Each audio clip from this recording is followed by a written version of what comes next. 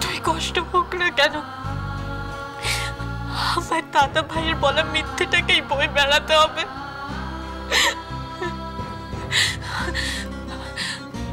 আমি যদি বলে ফেলি তাহলে তো উনি অপমান করবেন। এরকম অকম্মা করেই যখন বানিয়েছিলে তখন বোনকে পরের বাড়ি পাঠাতে গেলে কেন? আঁচলে করে রেখে দিলেই পারতে। তোমাদের মানটাও খোয়ালে, সঙ্গে আমাদেরটাও।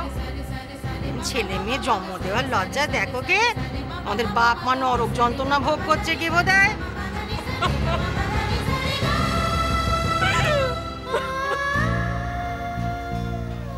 আমি আপনার কাছে হাত জোর করে ক্ষমা চাইছি বেয়ান। ওর বুদ্ধি কম, এবারের মতো ওকে ক্ষমা করে দিন। ক্ষমা তো আর করা যায় না বেয়াই মশাই, সবার ধৈর্যের একটা সীমা থাকে। হ্যাঁ, আপনার মেয়ের জন্য আমার বাড়িতে চরম ক্ষতি হয়ে গেছে। এটা তুমি কি বলছো? শাস্তি তো অনেক হলো, আর থাক না।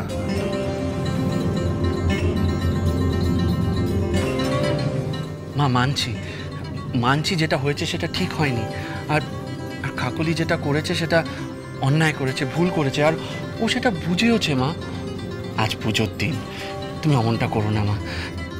দেখো, আমি বলছি আজকের দিনে কাউকে বাড়ি থেকে চলে যেতে বলো না মা। নিশিত, তুই ওর হয়ে আর একটা কথা বলবি না। আমি ততদিন তোর কথা শুনেছি যতদিন ওর কাজে ওর ভুলে সংসারের কোনো ক্ষতি হয়নি।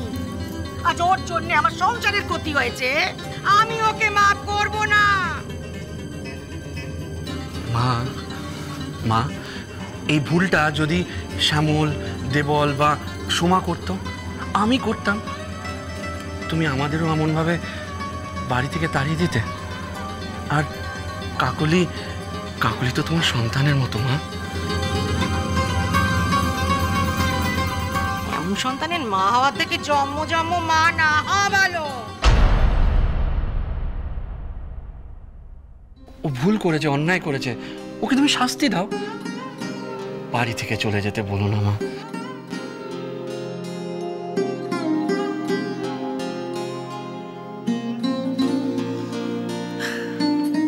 আজ ওর কথায় আপনাদের মেয়েকে এই বাড়িতে থাকতে দিচ্ছি।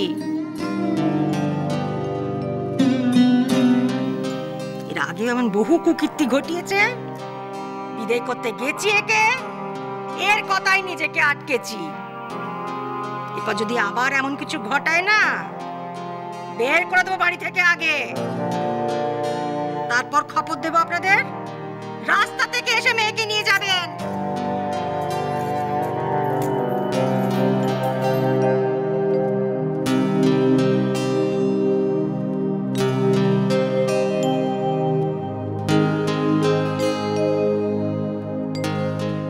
উষসী কোথায় গেল?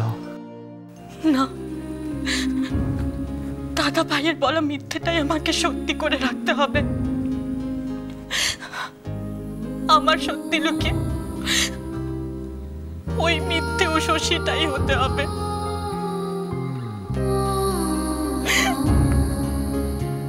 বাবা, তোমার উষসী মরে গেছে বাবা, মরে গেছে, মরে গেছে তোমার উষসী, মরে গেছে বাবা।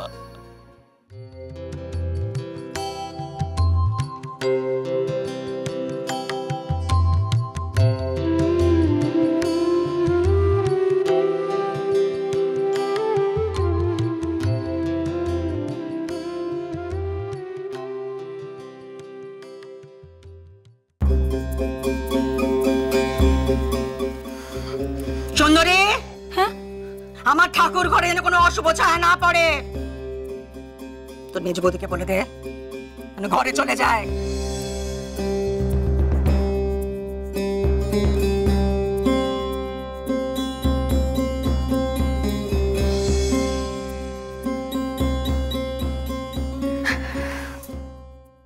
সুন্দরী, যা এটা বড় বৌদিকে দিয়া বলবি আমি বলেছি নিশিতের দোকানের সামনে যেন ভালো করে আলপনা দিয়ে দেয়। শাওরি বলতেন বাড়ির লক্ষ্মীর হাতে দেয়া আলপনা শুভ হয়। তুই সঙ্গে যাবি?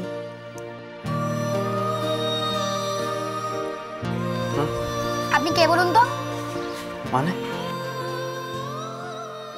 আমার নিশিত দাদার মুখে সবসময় হাসি থাকে, এরকম গম্ভীর মুখ নিশিত দাদার হতেই পারে না। এই তো এতক্ষণে বোঝা গেল তুমি নিশিত দাদা। ওই দেখো তুমি হাসতে আর কে চলে এসছে।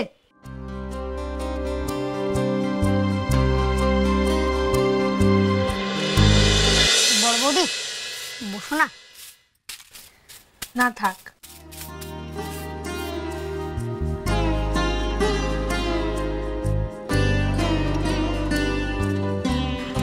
বড় বৌদি তুমি দাঁড়াও, আমি জল নিয়ে আসছি।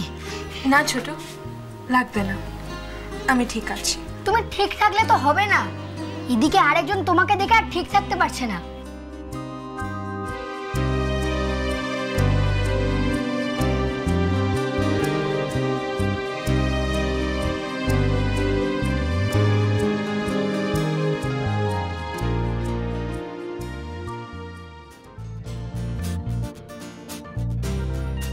কি রে, কি দেখছিস?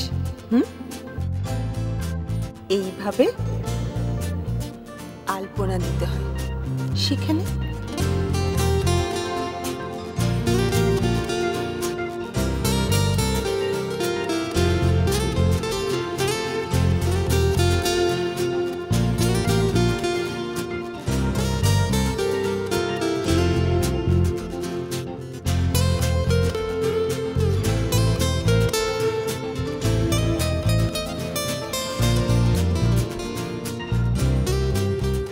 কি একদম তোমার স্বপ্নের মতন হয়েছে না? স্বপ্ন? কি স্বপ্ন? আরে বড় বৌদি তুমি তো এরকম বউ চাইতে।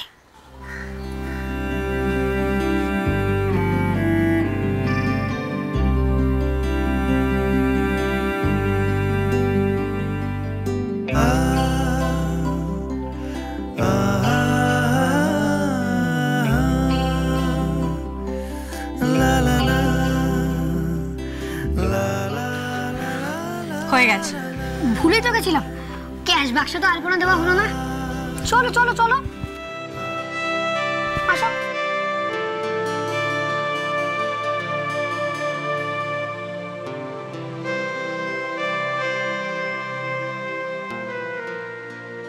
এই রে, নিশিত দাদা তো এখনো এলো না।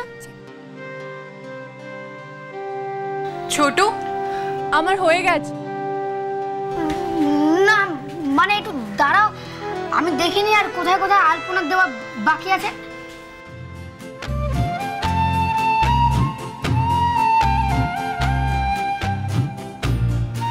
চলে তো যাচ্ছিল, অনেক বুদ্ধি করে আটকে রেখেছি।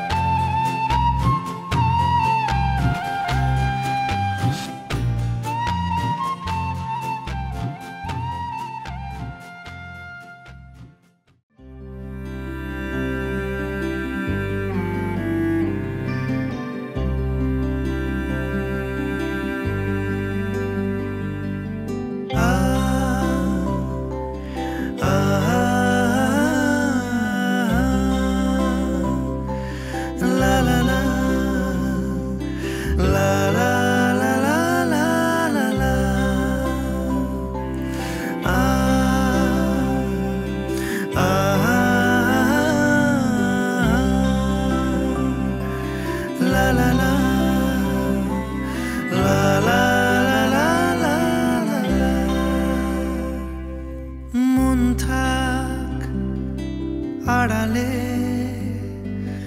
মাঝে মাঝে ছুঁতে আসা, জানি হাত বাড়ালে। ও সুন্দরী আছে না, সুন্দরী আর আমাদের মধ্যে তফাৎ কোথায় বলো তো? ও সই ও সিঁড়ির ঘরে আর আমরা সই মায়ের ছেলেদের ঘরে। কিন্তু ওই জায়গাটাও পাকা নেই, যে কোনো দিন মায়ের আদেশে ছেলেরা না ঘর থেকে নিয়ে ফুটপাতে তাড়িয়ে দেবে।